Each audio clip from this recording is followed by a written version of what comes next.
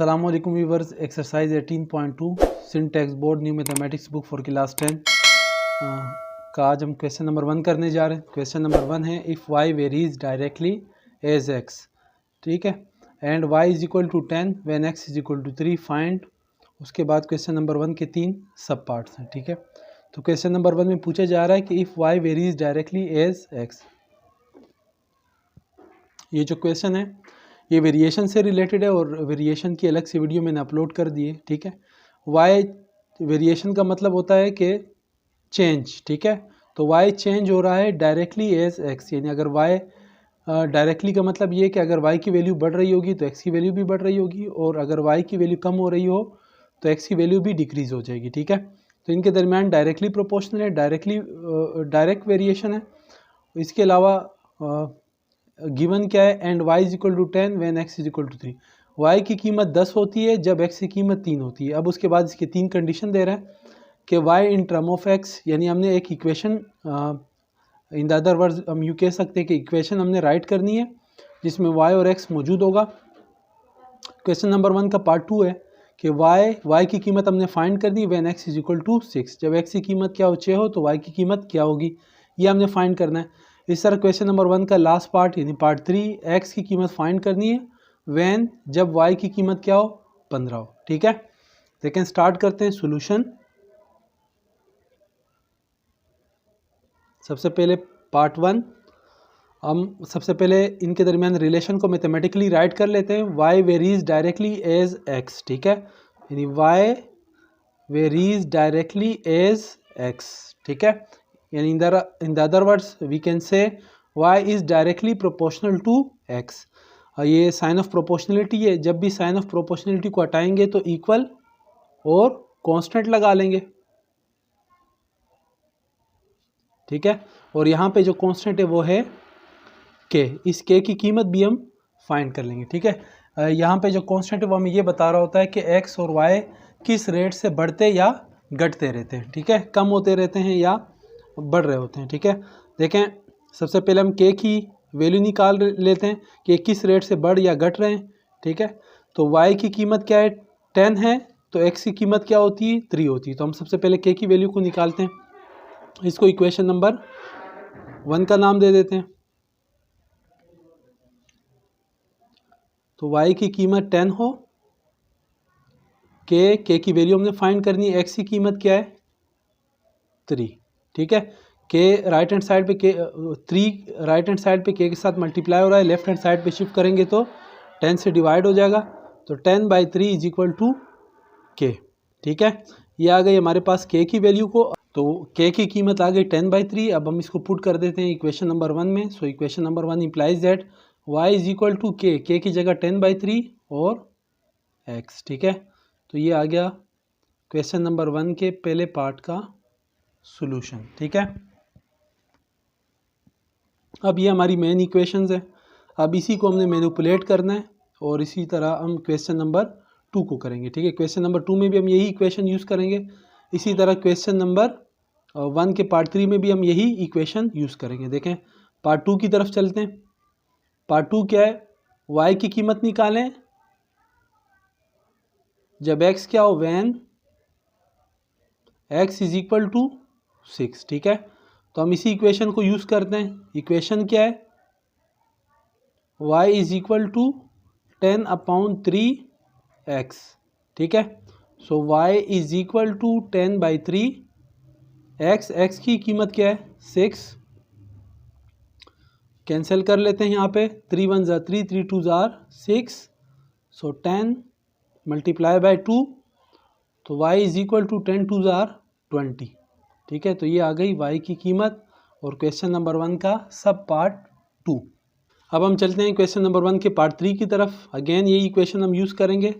तो question number 1 का part 3, x की कीमत हमें चाहिए when y is equal to 15, ठीक है। अगेन यही इक्वेशन हमने राइट कर लेनी है। सबसे पहले y is equal to 10/3 x, अब x की कीमत चाहिए, y की कीमत क्या है 15, तो पुट कर देते हैं y की जगह पे 15 इज इक्वल टू 10/3 x, ठीक है। 3 यहाँ पे डिवाइड है, लेफ्ट हैंड साइड पे शिफ्ट करेंगे तो 15 के साथ मल्टीप्लाई हो जाएगा, तो 15 into 3 is equal to 10x, ठीक है। 15 3 jar 45 is equal to 10x। अब ये 10 क्या हो रहा है, मल्टीप्लाई हो रहा है x के साथ, लेफ्ट हैंड साइड पे शिफ्ट करेंगे तो 45 से डिवाइड हो जाएगा, so 45 by 10 is equal to x। इनको सिंप्लीफाई कर लें, 5 2 जार 10, 5 9 जार 45, so x is equal to 9/2, ठीक है।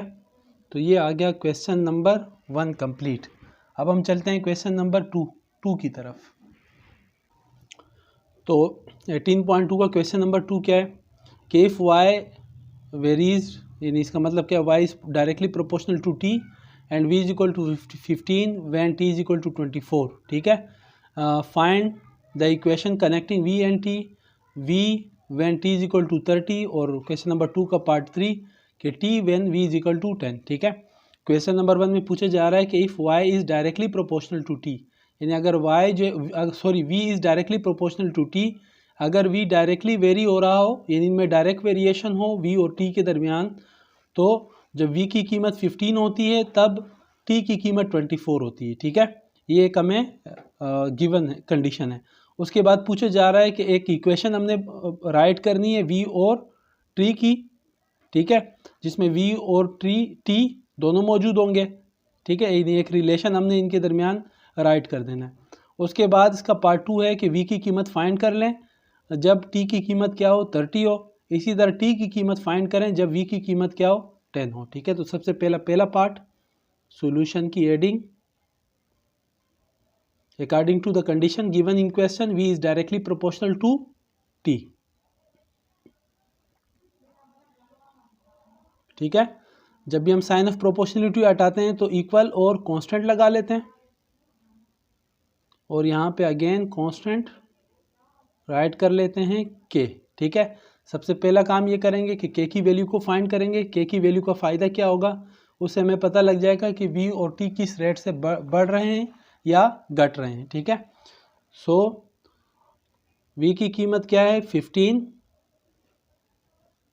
और k की वैल्यू हमने फाइंड करनी है, तो t की कीमत क्या होती है 24, ठीक है।